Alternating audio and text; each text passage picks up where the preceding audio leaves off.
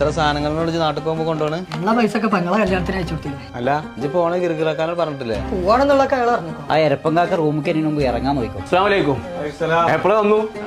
ആ എന്നാ എന്റെ മെസ്സല്ലേ ഇപ്പം നാട്ടിൽ പോവാണിച്ചിട്ട് ആർക്ക് തിന്നൊന്നും വേണ്ടേ? ഒരു തൊയില് ഇയാളെ കൊണ്ട് ഇല്ലല്ലോ. നമ്മളെന്തേലും പറഞ്ഞാൽ ഓൾക്ക് വലിയ കുറ്റ. ഞാൻ പോവാട്ടോ, എനിക്ക് ഡ്യൂട്ടി ഉണ്ട്. മുസാക്ക പോവാ. അസ്സലാമലൈക്കും. ഇജ്ജ് നാട്ടിക്ക് പോകാന്നുള്ള ഈ മൂസാക്കാണ്ട് പറയാത്തില് ഭയങ്കര വിഷമണ്ടിച്ച്. 2 കൊല്ലായി ഞാൻ ഈ റൂമിൽ നിങ്ങളടുത്ത് ഒരു തൊയിലെന്ന് പറഞ്ഞ സാധനങ്ങൾ എനിക്ക് തന്നപ്പോ എന്തിനാ ഞങ്ങളോട് പോണ്ടേ പറയണ്ടേ? നിങ്ങൾക്കൊക്കെ ഞാനൊരു ഗർഗർക്കാക്കെ നിങ്ങളെ നല്ലിന് മാത്രമേ ഞാൻ അത്ര കാലം പറഞ്ഞിട്ടുള്ളൂ. റൂമിൽ മെസ് ഉണ്ടാവുമ്പോ പുറത്തുനിന്ന് ഫുഡ് കഴിക്കണ്ടെന്ന് ഞാൻ പറഞ്ഞിട്ടുള്ളൂ. അതിനോട് തെറ്റിക്കൊണ്ട് ഇറക്കേണ്ട കാര്യമൊന്നുമില്ല. ഇനിയെങ്കിലും ഇവിടെ റൂമിൽ വരുന്ന ആൾക്കാരോട് നിങ്ങൾ നല്ല പോലെ നിന്നാ ഞാൻ എന്റെ മക്കളെ മാര്യങ്ങളൊക്കെ കണ്ടിട്ടുള്ളൂ. എനിക്ക് എന്നോട് വെറുപ്പൊന്നും ഇല്ലാന്നുണ്ടെങ്കിൽ ഞാൻ ഒരു കാര്യം പറഞ്ഞുതരാം. നമ്മളെ നാട്ടിൽ കരിപ്പൂർ എയർപോർട്ടിന്റെ തൊട്ടടുത്തുണ്ട് പ്രവാസി സൂക്ക് എന്ന് പറഞ്ഞൊരു കട. അവിടെ എന്റെ പെരീക്കിന്റെ കുറച്ച് സാധനം വാങ്ങിച്ചു. എനിക്ക് വിരോധം ഇല്ലാന്നുണ്ടെങ്കിൽ അതൊന്ന് കൊണ്ടേ കൊടുക്കുള്ളൂ. അത് ഞങ്ങളെ വീട്ടിൽ എത്തിച്ചില്ല എന്നുണ്ടെങ്കിൽ നിങ്ങളെ ഞാനും തമ്മിൽ എന്ത് മാറ്റമുള്ളത് മൂസാക്ക. ഞാൻ പോയിട്ട് വരാം. അസ്സലാമലൈക്കും.